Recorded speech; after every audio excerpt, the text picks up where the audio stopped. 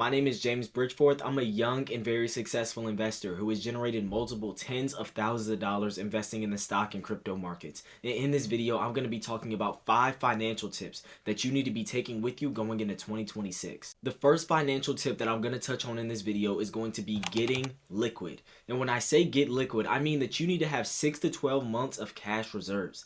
This is very important because whenever you have an emergency or anything bad happens in your family, you're going to need this 6 to 12 month cash reserve, because let's say that you go out and you have a job, but then you get laid off. This allows you to still be able to take care of your family, provide, and that your family's lifestyle won't take as big of a hit because you have this cash reserve sitting on the side. This is going to be a major financial reserve because it also gives you a peace of mind.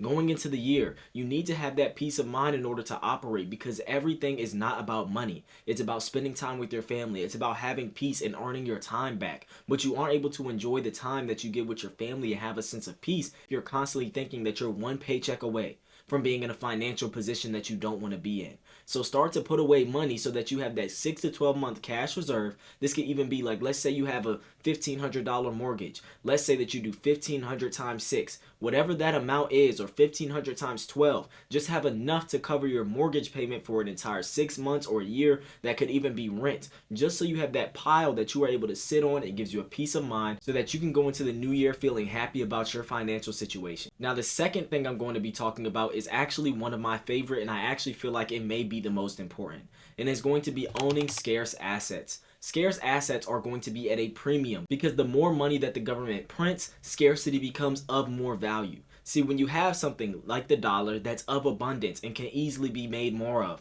when we have assets like real estate, or we have Bitcoin, even gold for an example, these are all assets that are very, very scarce, and that gives them value. See, back then when they used to use gold as a form of currency, the reason gold was so valuable was simply because it was a very scarce asset and they weren't able to make more of it as easy. See, if you want to go mine gold, you have to go out there in a minefield and you have to actually do the knowledge and the research to know how to mine gold. And you have to go about it that way. But when we have the dollar, it's simply by a click of a button that they're able to print more money. You can even look at this as the housing market, as to why people find value and use real estate as assets, simply because they aren't able to build a house like this with the snap of a finger. It takes a long, tedious process, and it takes time, effort, and energy and resources. All of these things are very important into going into what an asset actually is. It can't be easily created. It has to have a scarce aspect to it so that it also holds the value that you're going to be putting into it. Because the way you want to do it is, let's say you go to work.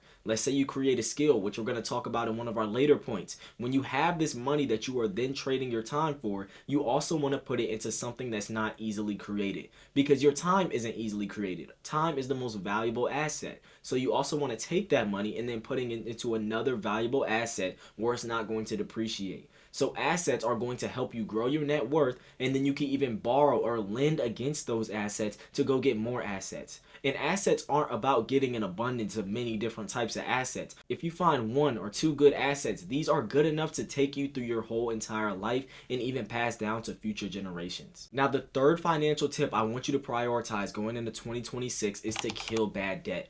Debt is probably one of the biggest financial killers for many people on their financial journey. This is something that is very detrimental, simply from the perspective if you are building your financial portfolio or you're building your investment portfolio, but you constantly have to pay off student loan debt. That amount of money that you're taking out every single month could also be going towards investments, which will be funding your future. So it's constantly taking away from your future self. So when you have bad debt, when you're constantly spending money on useless items, this could be simply from the perspective that you're even trying to just keep up with other people. Don't allow you trying to keep up with other people to be the detriment to your own freedom. So start to prioritize paying off your credit cards. Let's say you have a credit card balance and you have a really small one, and then you have larger credit card balances. You want to first start off by using a snowball effect. If you aren't familiar with what a snowball effect is, it's basically where you're going to pay off your smallest balance first, so then you can start to build up momentum when you go to tackle other largest pieces of debt. So let's say that you have small credit card debts, like let's say you take out a credit card at Macy's or something, and you have credit card debt on that, and it's a couple $100s. You want to start to pay off this small amount of debt, and then you want to start to tackle the bigger debt, because now you know that you are able to do it. You have the confidence in yourself that yes, I am on this financial journey, and you feel that instant gratification or a sense of success or reward that you are on your way to that financial freedom simply from paying off a small piece of debt, and then you will feel motivated enough to pay off that larger piece of debt, such as student loans. Another thing I want to talk about when it comes to debt is to avoid this lifestyle creep that is then disguised as rewards. A lot of people, they'll go to their 9 to 5 and they'll work hard all throughout the week, and they feel the need that they are owed a reward. You are not owed a reward for whatever work that you are required to do. This is the work that you're required to do to then take care of your family and provide for the people that you care for. You do not need to constantly be rewarded. And I think this is also trained from at younger ages, to where when you have a child and they perform well, or even if they don't perform well, we're in a participation award society, to where people constantly feel like they are awarded things for the work that they're not even doing, or the work that they are doing at a minimal point. You don't need to constantly reward yourself, but you also can give yourself a pat on the back, letting you know that you're doing a good job without putting yourself back financially. So remember to continue to live below your means so that you can have the time to do the things that you want to do in the future, as time is our greatest asset, as I talked about in our last point. The fourth financial tip I want to talk on is going to be building income producing skills. And this is going to be very valuable going into 2026, as AI is really starting to take off, where many people are in fear of their jobs. But you need to build an income producing skill that could also supplement your income, or at least take on a portion of it. So when you look at income producing skills, you may be thinking, what is that? You basically want to provide value to people, and they will then pay you in return for the time that you put into them. So like, let's say that I go out and I cut all of my neighbor's grass around. I have a lawnmower, I have the resources and the skills to then go cut the grass and perform a landscaping job, and then they will then pay me for my job or my service that I just provided. So that's the way that you want to go about it. This could be anything. Let's say that you are good at basketball, and let's say that you have somebody younger than you that is not at that same skill level as you.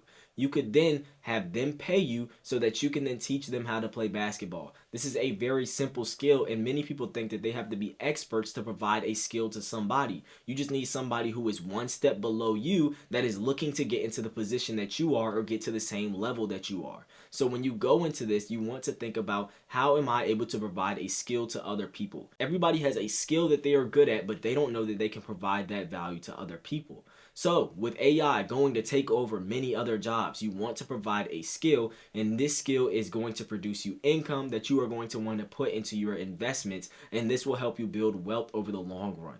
Many people become so good at providing value through their skills that they even make this a full-time job and a full-time business, simply supplementing their entire full-time 9 to 5 income. And this can be something that is a very simple way to build wealth, just from the perspective of that you don't have to trade your time that you're putting in for money, but you're trading the skill that you're providing. So if you're able to provide this skill and you're able to get the job done in 30 minutes, then you are going to get that set amount of money regardless. So let's say that you tell them, hey, I'm going to charge you $50 to cut your lawn.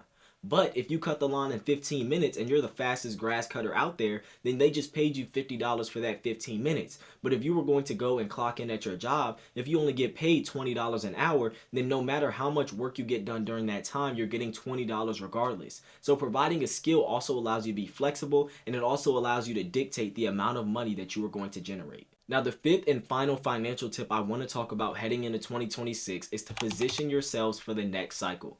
And when I say position yourselves, I talk about this all the time, about doing the knowledge and the research when we have a downturn in the market. This can be very beneficial because there are many people who are going to get wealthy during recessions. Recessions are the #1 wealth builder in my opinion. I truly believe that if we have a recession like we did in 2020 or we did in 2008, if you are able to take advantage and implement enough capital at the bottom, you are going to benefit if you invest into the right assets like we talked about in point number 2. So if you invest into the right scarce assets where many people are fearful, you will be able to become wealthy simply from the perspective that you were able to take on a risk that many other people were not able to. But you have to look at it from the perspective that it's not a risk if you actually end up doing the knowledge. So take the time to do the knowledge so that you can position yourselves for the next cycle, because many people are going to get rich during recessions, and this is the opportunity that you can take to truly catapult yourself going into 2026. And I think many people look at this of setting massive goals during 2026, but you really want to break it down into simple terms. You want to tackle any objectives head on. So you want to take on, okay, if I have all 5 of these points that I just watched in this video, what are some actionable steps that I can take to actually do this? So if I have spending problems, maybe I can take these spending apps off my phone. Or if I have debt, I'm going to take on this debt by paying off my smallest steps. These are actionable steps that you can take so that you are able to go in the right direction. Instead of looking at all 5 of these steps as a whole, break it down individually, and then once you tackle each individual step, you will look back and be like, wow, over this whole 2026 year, I was able to get financially free just by doing these 5 steps, and I tackled each one of them individually. And I feel like many people are looking at 2026 as the year to do everything. The year that they want to get a side hustle. They want to start a business. They want to do all of these things. They want to create content. This could be whatever it wants to be, but you have to tackle everything at one time. All it takes is 1 year to change your life. You just have to be disciplined throughout every single month. The same motivation that you have going into 2026 and on January 1st is the same motivation you have to have in November, December, August, June, whatever month it may be all throughout the year. The time of the month where there's not going to be any motivation and you're going to strictly forget about your goals. These are the moments where you need to put in the discipline and get these good habits in. Because if you build these strong habits, then these are the habits that you are going to carry with you for a lifetime. The habits that you create now are the habits that you're going to have when you get older. And these are the opportunities that we have right now to position ourselves for the future, to create wealth for the many people that are going to come after us. So if you learned anything new in this video, or if you have any of these steps that you are looking to implement, like, comment, subscribe, turn on that post notification bell so you never miss an update, and I'll see you guys in the next video.